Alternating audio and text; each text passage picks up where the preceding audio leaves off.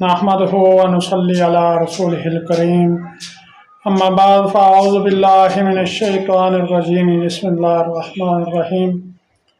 मुअज़्ज़िज़ सामीन, आज मैं आपको तंगदस्ती का बहुत ही पावरफुल वजीफ़ा बताने वाला हूँ। जो लोग घर के अंदर परेशानी के अंदर रहते हैं कि घर के अंदर फाका है, खाने पीने के लिए कुछ नहीं, कोई कारोबार नहीं, कोई दिहाड़ी नहीं लग रही, तो सबसे पहले तो वो 5 वक़्त के नमाजी बन जाए। अल्लाह के हुजूर जब अज़ान आए तो मस्जिद के अंदर नमाज पढ़ें। अगर मस्जिद में नहीं जा सकते तो कम अज़ कम जहाँ कहीं काम कर रहे हैं वहाँ नमाज पढ़ें।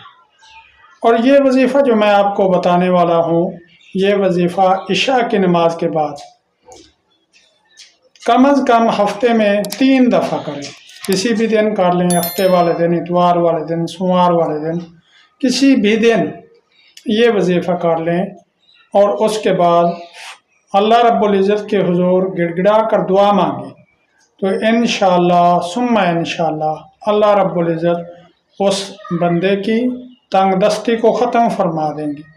उसके घर के अंदर अल्लाह रिज़्क़ की बरकत अता फरमा देंगे।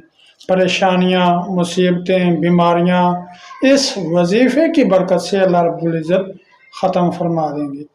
वजीफ़ा यह है कि सूरह कौसर, इन्ना अअतैना कल कौसर फसल्लि लिरब्बिका वन्हर इन्ना शानिअका हुवल अबतर, इसको 41 मरतबा इशा की नमाज के बाद पूरी नमाज पढ़ें 17 रकअत, और उसके बाद ये 41 मरतबा सूरह कौसर पढ़ें, अव्वल आखिर दुरूद शरीफ पढ़ें।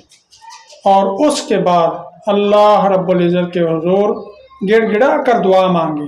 जिस भी परेशानी के लिए दुआ मांगेंगे अल्लाह रब्बुल इज़्ज़त परेशानी को, तंगदस्ती को इंशाअल्लाह ख़त्म फरमा देंगे और रिज़्क़ की फरावानी फरमा देंगे। बहुत ही पावरफुल वजीफ़ा है, बुज़ुर्गों का, सालिहीन का बताया हुआ वजीफ़ा है।